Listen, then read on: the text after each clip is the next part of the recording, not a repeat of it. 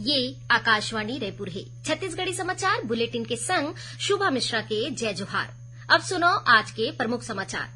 राज्य सरकार हा माओवादी मन के पुनर्वास नीति के तहत सुझाव बर मेल आईडी और गूगल फॉर्म जारी करिस।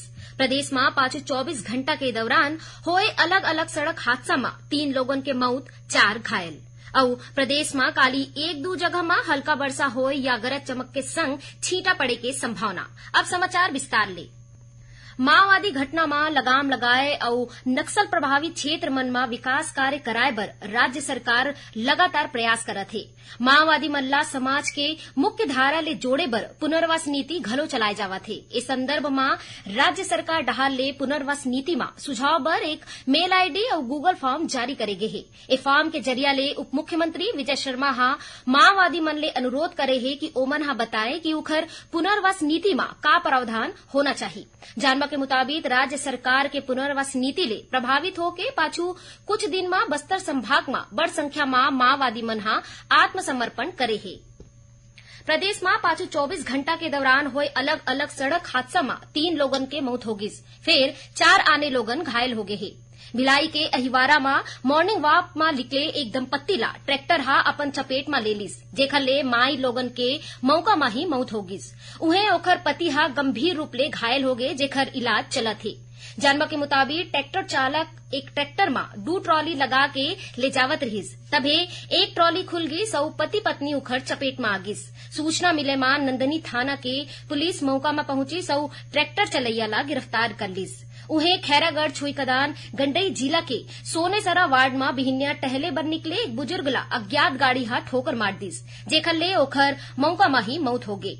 जांजगीर चांपा जिला के भिलाई गांव में अज्ञात गाड़ी के चपेट में आए ले मोटरसाइकिल सवार एक मनखे के मौका में ही मौत हो गिस। ए युवक कोरबा जिला के धतूरा गांव के रहवैया रहिस।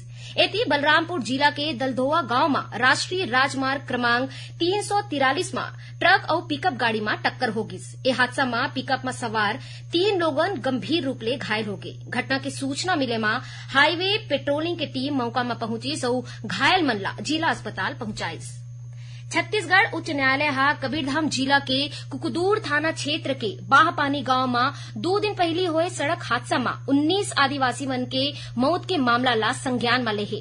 मुख्य न्यायाधीश रमेश सिन्हा के डिवीजन बेंच हा एला जनहित याचिका मान के राज्य सरकार ले जवाब मांगे है। ये मामला के सुनवाई 24 मई के होही। इही बीच मृतक मन के परिजन मन ले मिले बर कांग्रेस हा 9 सदस्यीय प्रतिमंडल के गठन करे है। एकर संयोजक डोंगर गांव विधायक दुलेश्वर साहू ला बनाए गए है। इही सप्ताह नेता मन के दल मृतक मन के परिजन मन ले गांव जाके मुलाकात करही। शिक्षा के अधिकार अधिनियम आरटीई में प्रवेश ले के बाद लइका मन के ड्रॉप आउट के सही कारण के पता लगाए बर राज्य सरकार हा सर्वे करे के फैसला करे है। ये सर्वे सरकारी स्कूल के शिक्षक मन के माध्यम ले कराई जाही। हर शिक्षक ला आरटीई में ड्रॉप आउट होए लइका मन के पालक मन के मोबाइल नंबर दे जाही। शिक्षक पालक मन ले बात करके पता लगाही कि लइका स्कूल काबर नहीं जावत है। एखर बर पारिवारिक कारण जिम्मेदार है या स्कूल प्रबंधन। एक दिन पहले ही स्कूल शिक्षा सचिव सिद्धार्थ कोमल परदेसी हा प्रदेश के सब्बो कलेक्टर मन ला पत्र जारी करके आरटीई के लइका मन के ड्रॉप आउट में रिपोर्ट मांगे है। जानवा के मुताबिक प्रदेश में आरटीई के तहत हर बछर हजारों गरीब परिवार के लइका मन के निजी स्कूल में दाखिला कराए होथे। ए लइका मन के पढ़ाई के खर्च सरकार वहन करथे। एखर बावजूद ज्यादातर लइका 1 या 2 बछर में पढ़ाई छोड़ देथे। गर्मी के छुट्टी के दौरान लइका मन ला रचनात्मक गतिविधि ले जोड़े बर प्रदेश भर के स्कूल में समर कैंप चलाए जाथे। एकर तहत रायगढ़ जिला प्रशासन डहार ले 100 ले ज्यादा स्कूली लइका मन ला स्टील प्लांट और पावर प्लांट के शैक्षणिक भ्रमण कराए गिस। भ्रमण के दौरान स्कूली लइका मन ला स्टील उत्पादन ले जुड़े जानकारी दे गिस। छत्तीसगढ़ी समाचार बुलेटिन आप मन आकाशवाणी रायपुर ले सुनत हो। छत्तीसगढ़ के खबर ले है आपकी वास्ता और खबर के विश्वसनीयता ले है हमार वास्ता। आकाशवाणी समाचार रायपुर के प्रादेशिक समाचार बुलेटिन के संगे संग हमार समसामयिक कार्यक्रम आप रेडियो के संग अपन मोबाइल में घलो सुन सकत हो। आकाशवाणी समाचार फेसबुक, ट्विटर और यूट्यूब में घलो हावय। हमार फेसबुक पेज हरे Chhattisgarh news on AIR, Twitter handle CGAIR news और हमार यूट्यूब चैनल हरे छत्तीसगढ़ AIR न्यूज। तो अब रेडियो के संगे संग आपके मोबाइल के माध्यम ले हम आप तक पहुंचत हन। छत्तीसगढ़ के हर खबर पर सुनत रहो आकाशवाणी समाचार। अब आगू बाढ़बो बाचे समाचार कोती। राष्ट्रीय पात्रता प्रवेश परीक्षा नीट के प्रश्न पत्र के गलत सेट बांटे जाए के मामला में छत्तीसगढ़ उच्च न्यायालय हा सुनवाई करत राष्ट्रीय परीक्षा एजेंसी एनटीए ले जवाब मांगे हे। ए मामला के अगला सुनवाई 24 मई के होही। जानवा के मुताबिक नीट के परीक्षा बर देश भर संग बालोद जिला के एक स्कूल में घलो परीक्षा केंद्र बनाए गे रहिस। परीक्षा के दिन दोपहर 2 बजे प्रश्न पत्र के पहली सेट बांटे गे रहिस, जेन सही नहीं रहिस। केंद्र ला जब अपन गलती के एहसास होइस कि गलत प्रश्न पत्र बांट दे गए हैं, तो 40-50 मिनट बाद प्रश्न पत्र के एकऊ सेट फिर बांटे गिस। प्रश्न पत्र के दूसर सेट में ओएमआर सीट के एक अलग सेट जुड़े रहिस, जेला उम्मीदवार मन ला दोबारा भरना रहिस, जेमा उखर समय खराब हुइस। उहे परीक्षार्थी मन ला ज्यादा समय घलो नहीं देगिस। नारायणपुर जिला में दुर्घटनावश गोली चलेले भारत तिब्बत सीमा पुलिस बल आईटीबीपी के एक जवान घायल हो गए है। जवान के हालत नाजुक होए के कारण ओला रायपुर रिफर करे गिस, जेकर बाद चॉपर के मदद ले जवान ला रायपुर लाए गिस। जिला के अतिरिक्त पुलिस अधीक्षक रामबिसन गुरियाहा एक घटना के पुष्टि करे है। उन्होंने बताइन कि घायल जवान आईटीबीपी के 53वां बटालियन के है, जो केरल के कोल्लम जिला के रवैया है। संपार फाटक में होवैया दुर्घटना ला रोके बर बिलासपुर रेल मंडल डहार ले आम नागरिक मन ला जागरूक करे के उद्देश्य ले अभियान चलाए जाथे।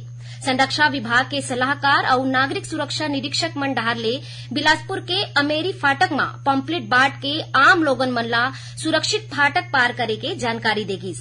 ए दौरान पैदल अवैया जवैया लोगन, मोटरसाइकिल चलैया, ट्रक और डंपर चलैया मन ला सावधानी बरते के निर्देश देगिस। उन्हें सेल्फी लेके कारण बाढ़त दुर्घटना बर लोगन मन ले रेल पटरी में सेल्फी नहीं लेके अपील घलो करेगिस।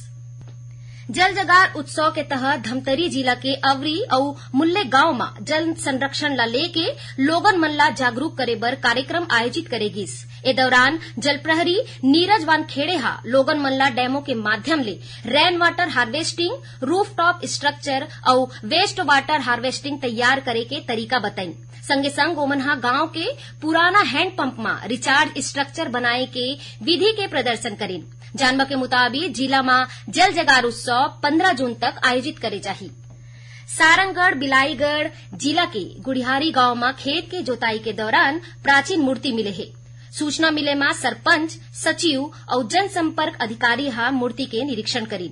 एकर बाद मामला के जानकारी कलेक्टर धर्मेश कुमार साहुला देगिस। ओमन हा मूर्ति ला सुरक्षित संग्रहालय में राखे के निर्देश अधिकारी मन ला देहे। किसान मन हा बताइन कि गांव के खेत में एकर पहले भी मूर्ति निकल चुके है। अब पेश है मौसम के हाल। प्रदेश में काली 1-2 जगह में हल्का वर्षा होई या गरज चमक के संग छींटा पड़े के संभावना है।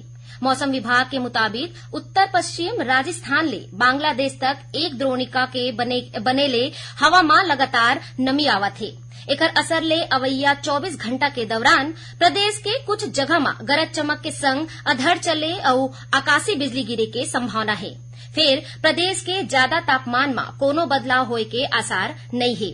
इही बीच कबीरधाम संग आसपास के क्षेत्र में आज मंझनिया बाद मौसम बदलीस और तेज हवा के संग वर्षा हुईस। एखर ले लोगन मन ला गर्मी ले कुछ राहत मिले है। आखिर में प्रमुख समाचार एक घौ फेर। राज्य सरकार हा माओवादी मन के पुनर्वास नीति के तहत सुझाव बर मेल आईडी और गूगल फॉर्म जारी करिस। प्रदेश के 24 घंटा के दौरान होए अलग अलग सड़क हादसा में 3 लोगन के मौत, 4 घायल। और प्रदेश में काली 1-2 जगह में हल्का वर्षा होए या गरज चमक के संग छींटा पड़े के संभावना। एकरे संग छत्तीसगढ़ी समाचार बुलेटिन इहे सिरावत है। जय जोहार।